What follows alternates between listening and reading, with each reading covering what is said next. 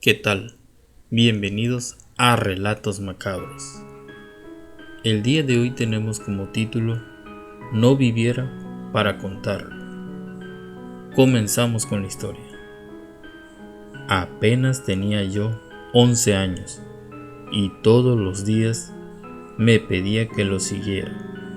Su aparición frente a mí era un enigma. Algo impedía que yo fuera tras de él. Ese día, entre mi ignorancia y la inocencia, lo sigo, pero una voz fuerte frenó mi camino. Este interesante y macabro relato de la señora Gardenia produce escalofríos porque ella siempre tuvo la tutela de su familia, con una metodología a la antigua, donde los cuidados son al extremo ante los niños hiperinquietos, y claro que eso no es malo, al contrario, es muy bueno para conservar los buenos hábitos de seguridad. Pero en esta historia hay algo muy especial, pues la señora Gardenia nunca antes había expuesto su historia personal, hechos que le sucedieron cuando tenía 11 años, y hoy es una fémina que está iniciando su maravillosa quinta década de feliz vida familiar.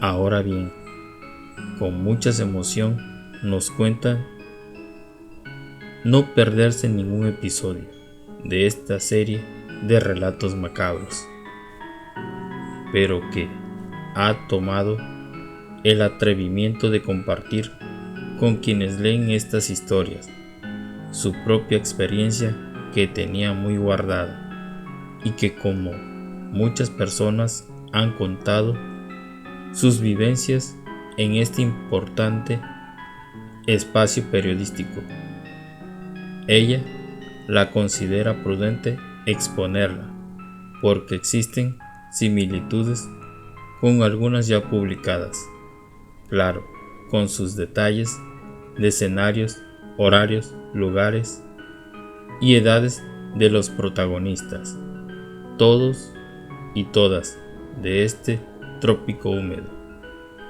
La señora Gardenia hace recuerdos de aquella feliz infancia, cuando sucedieron aquellos hechos misteriosos, pues en aquellos entonces vivía con sus padres y en la periferia estaban las casas de varias tías, en un sector urbano en pleno crecimiento, aunque de manera anárquica, lotes vacíos, otros enmontados, casas abandonadas y comercios fracasados, de tal forma que aquella niña creció en un círculo familiar con mucho apego a las tradiciones de esos tiempos, donde los padres tenían sus medidas correctivas a los menores cuando estos se echaban a caminar fuera del perímetro de lo autorizado.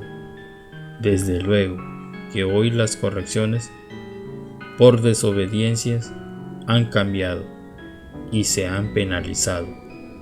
Doña Gardenia solía jugar en el exterior de su vivienda con sus muñecas y juguetes de la edad, pero inexplicablemente siempre frente a ella veía a un adulto algo descuidado en su vestuario, pero eso a ella no le llamó la atención, porque era común ver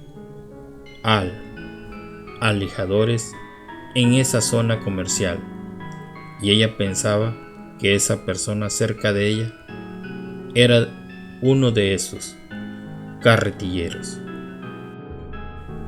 Su hogar estaba muy cerca de donde funcionó durante muchos años la terminal de los ADO en Lino Merino, entre Constitución y Pino Suárez, sector muy activo en diferentes productos comerciales y otros giros mercantiles, como el de Don Miguel el de don Pepe, el de doña Tirsa y muchos más.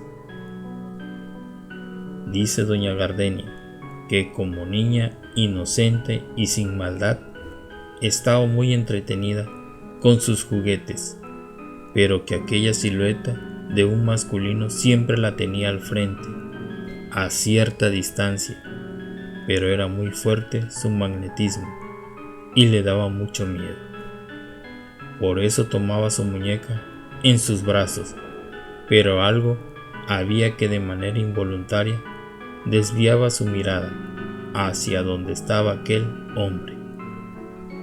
Cree que tal vez en aquella edad solo podía verlo ella, porque muy cerca caminaba su mamá, su papá, sus tíos y sus primos, pero no veían nada sobre aquella presencia que tenía al frente. Podría ser que solo ella podía ver esa energía.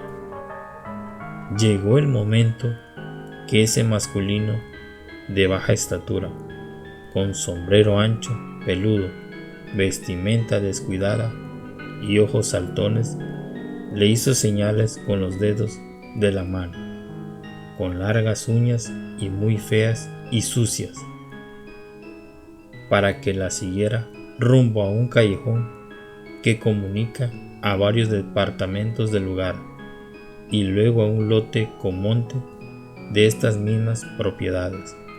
Se incorporó y se puso de pie y dejó de jugar su muñeca, a la que casi llevaba a rastras, pero ella, la pequeña inocente Gardenia, caminaba con la mirada perdida en un solo punto y sin parpadear.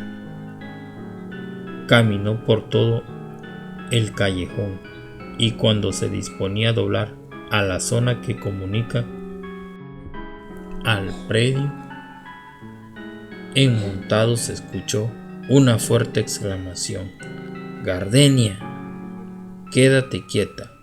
¿A dónde vas? Espérame». Al mismo tiempo sintió un jalón en el hombro derecho que la inmovilizó y dejó de avanzar. Era su mamá, que la había estado vigilando y notó su extraño comportamiento.